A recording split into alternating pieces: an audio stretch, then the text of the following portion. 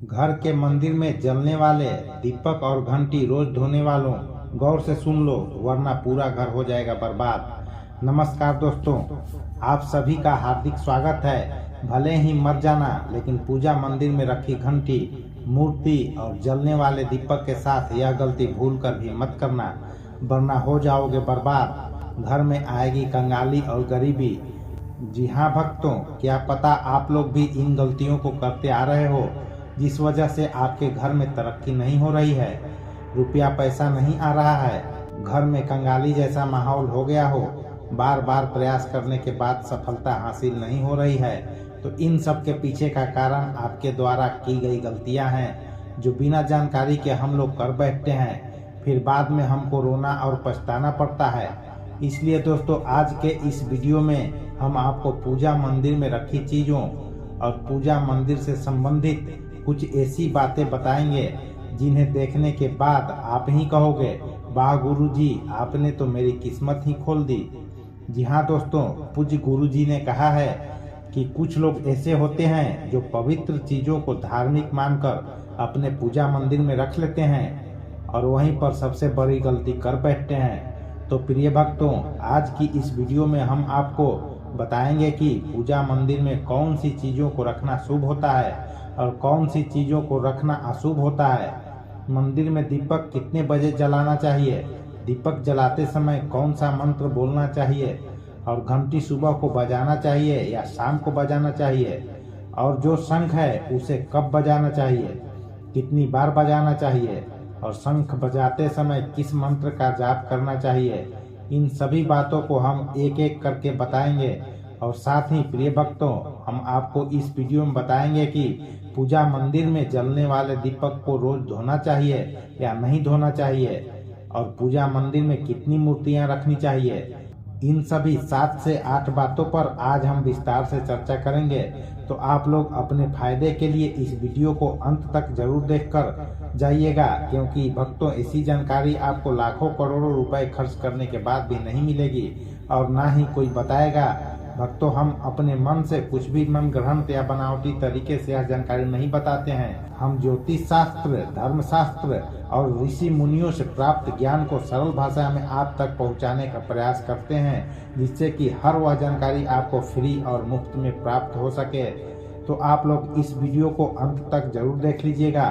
तो चलिए भक्तों, इस वीडियो पर ज्यादा सफाई न देते हुए वीडियो को शुरू करते हैं। सबसे पहले बात शुरू करते हैं मिट्टी के दिए से।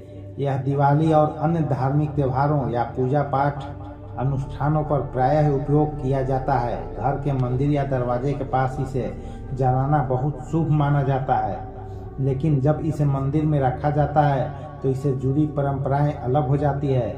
मिट्टी के दिए को शुभता का प्रतीक माना गया है। आप इसे अपने घर के मंदिर में उपयोग कर सकते हैं, क्योंकि यह किसी भी प्रकार के वास्तु दोष का कारण नहीं बनता। हालांकि इसे मंदिर में उपयोग करने का एक नियम है। मिट्टी के दिए को केवल एक बार जलाने के बाद दोबारा मंदिर में नहीं रखना चाहिए। हर बार नया मिट्टी का दिया उपयोग करना शुभ माना गया है। भक्तों, आगे इस वीडियो में हम आपको बताएंगे कि मंदिर की घंटी को कब और कैसे साफ करना चाहिए और इसे कितनी बार बजाना चाहिए। इसलिए वीडियो को अंत तक जरूर देखकर जाइएगा।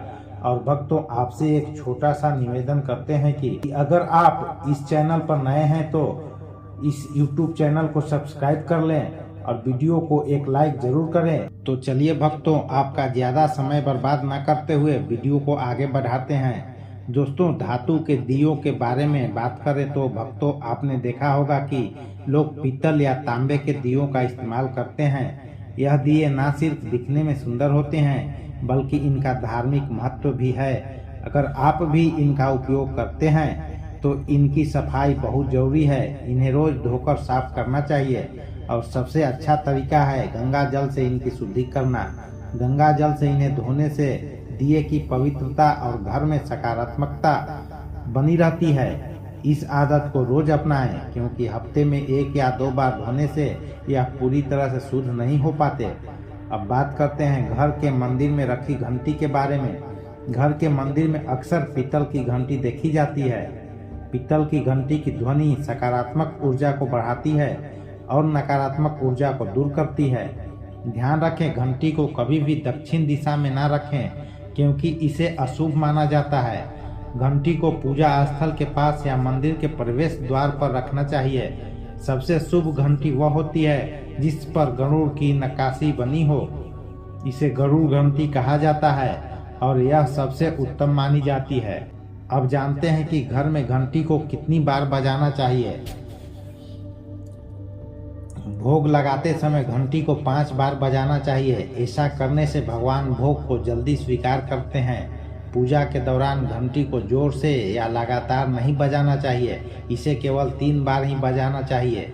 घंटी को हमेशा दाहिने हाथ से बजाएं और मुख आपके सामने की तरफ होना चाहिए। साथ ही भक्तों, घंटी को कभी भी दक्षिण दिशा में नहीं रखना चाहिए क्योंकि यह किसी भी पूजा सामग्री के लिए अशुभ मानी जाती है।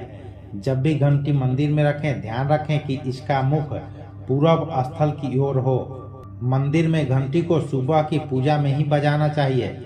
शाम की पूजा में घंटी बजाने से अच्छा नहीं माना जाता। इस नियम का पालन करके आप अपने पूजा पाठ को अधिक फलदायक बना सकते हैं।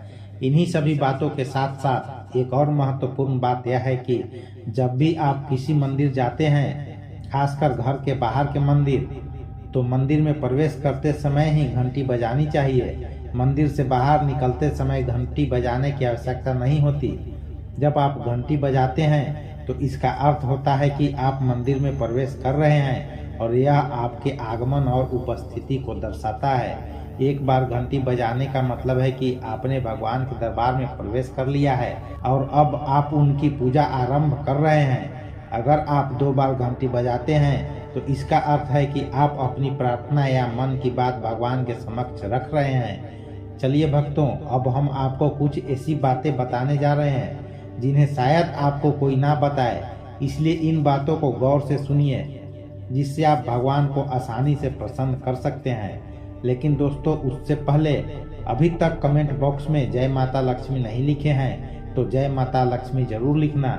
जब आप हमारे कमेंट बॉक्स में जय माता लक्ष्मी लिखते हैं तो हमें काफ़ी अच्छा लगता है और आप हमारे वीडियो को लाइक करते हैं तो हमारा मनोबल बढ़ता है, जिससे कि अच्छी जानकारी हम आप सभी लोगों के लिए लेकर आते हैं। तो चलिए भक्तों, अब हम जान लेते हैं पूजा मंदिर से संबंधित कुछ जरूरी नियम के बारे में। भक्तों, सबसे पहली बात तो पूजा करते समय आपका मुख हमेशा पूर्व दिशा की तरफ होना चाहिए। यह दिशा शुभ मानी जाती है क्योंकि इससे वातावरण में सकारात्मक ऊर्जा का संचार होता है।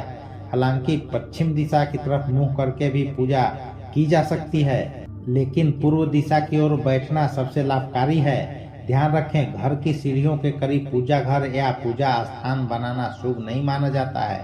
इससे पूजा स्थल में नकारात्मक ऊर्जा का संचार हो सकता है।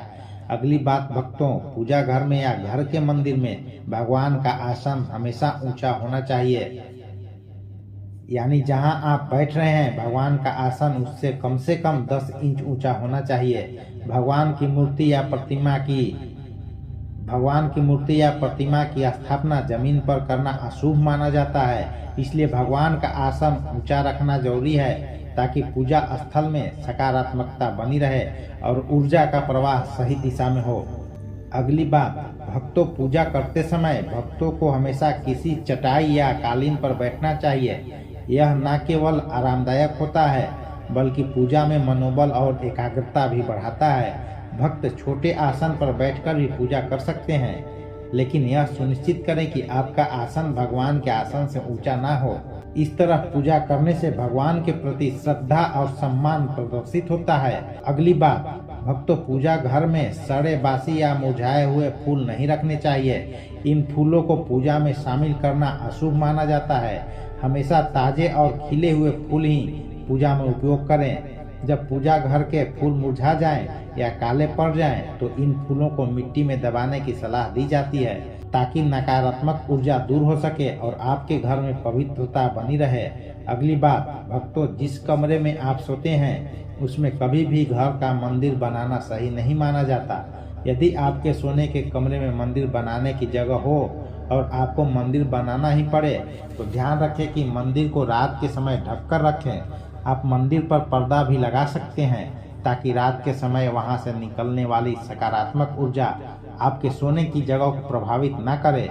इन नियमों का पालन करने से घर में शांति और समृद्धि बनी रहती है और आपकी पूजा और ध्यान में भी गहरी एकाग्रता प्राप्त होती है। अगली बात, भक्तों, सनातन परंपरा के अनुसार किसी भी देवी देवता की पूजा कभी भी काले कपड़े पहनकर नहीं करनी चाहिए। ऐसा माना जाता है कि काले वस्त्र पहनने से मन में नकारात्मक भाव उत्पन्न होते हैं जो पूजा की ऊर्जा को प्रभावित कर सकते हैं। इसलिए हमेशा शुभ और हल्के रंग के कपड़े पहने ताकि मन में सकारात्मकता और शांति बनी रहे। चलिए भक्तों, सबसे पहले हम आपको घर के पूजा मंदिर में रखी जाने वाली चीजों के बारे में कुछ महत्वपूर्ण नियम बता देते हैं कि कौन सी चीज पूजा मंदिर में नहीं रखनी चाहिए। भक्तों, सबसे पहली बात तो एक से ज्यादा देवी देवता की तस्वीर न रखें। घर की पूजा मंदिर में किसी भी देवी देवता की एक से ज्यादा तस्वीरें या मूर्तियां नहीं रखनी चाहिए। इससे ऊर्जा का संतुलन बिगड़ सकता है और पूजा का असर भी कम हो सकता है। एक तस्वीर या मूर्ति को स्थान दें ताकि भगवान की ऊर्जा सही तरीके से आपके जीवन में आ सके, तो आपको इस बात का विशेष ध्यान रखना चाहिए। अब दूसरी बात पूजा मंदिर में रखे शिवलिंग से जुड़ी है। भक्तों, शिवलिंग घर में रखना बहुत पवित्र माना जाता है, लेकिन इसके कुछ नियम भी हैं। यदि आप शिवलिंग रखते हैं तो ध्यान रखें कि यह सही दिशा में और सही तरीके से रखा जाए। इसे हमेशा उत्तर या पूर्व दिशा में रखें ताकि इसकी पूजा सही प्रभाव डाले। इसके अलावा शिवलिंग को कभी भी गंदे स्थान पर या ऐसी जगह पर ना रखें जहां वहां ज्यादा हलचल हो। भक्तों, अब तीसरी बात, भगवान की टूटी हुई मूर्तियां न रखें। भक्तों, भगवान की मूर्तियां और तस्वीरें हमेशा अच्छी स्थिति में रखनी चाहिए। अगर किसी मूर्ति या तस्वीर में कोई भी टूट फूट हो तो उसे पूजा स्थान से हटा देना चाहिए। टूटी हुई मूर्ति भगवान की पवित्रता को कम कर सकती है और आपके पूजा स्थल की ऊर्जा भी प्रभावित हो सकती है। इसे सही तरीके से त्याग देना चाहिए ताकि घर में सकारात्मक ऊर्जा बनी रहे। पूजा स्थल पर शंख, गोमती चक्र और एक पात्र में जल रखना बहुत शुभ माना जाता है। शंख का अर्थ है भगवान के आशीर्वाद की ध्वनि। गोमती चक्र से घर में समृद्धि आती है और जल रखने से घर की ऊर्जा शुद्ध होती है। इस जल को नियमित रूप से बदलते रहें। शंख और गोमती चक्र को हमेशा साफ रखें। भक्तों, अगली बात, पूजा स्थल को हमेशा साफ और शुद्ध रखना चाहिए। बहुत जरूरी है। गंदगी से नकारात्मक ऊर्जा का संचार होता है जो पूजा की प्रभावशीलता को कम कर सकता है। रोज पूजा स्थल की सफाई करें ताकि वहां का वातावरण हमेशा सकारात्मक बना रहे। साथ ही पूजा स्थान को हमेशा व्यवस्थित और सुंदर रखें ताकि ध्यान केंद्रित करने में कोई विघ्न न आए। चलिए भक्तों, अब हम जान लेते हैं पूजा मंदिर से संबंधित कुछ जरूरी नियमों के बारे में। पूजा स्थान को हमेशा घर के शांत और पवित्र स्थान पर रखना चाहिए। जैसे उत्तर पूर्व दिशा में, यह दिशा घर में सकारात्मक ऊर्जा का संचार करती है और पूजा का प्रभाव बढ़ाती है। पूजा स्थल को कभी भी बेडरूम या रसोई के पास नहीं रखना चाहिए क्योंकि इन जगहों पर नकारात्मक ऊर्जा हो सकती है। ध्यान रखें कि पूजा स्थल के आसपास का वातावरण साफ और व्यवस्थित हो ताकि ध्यान केंद्रित करने में कोई विघ्न न आए।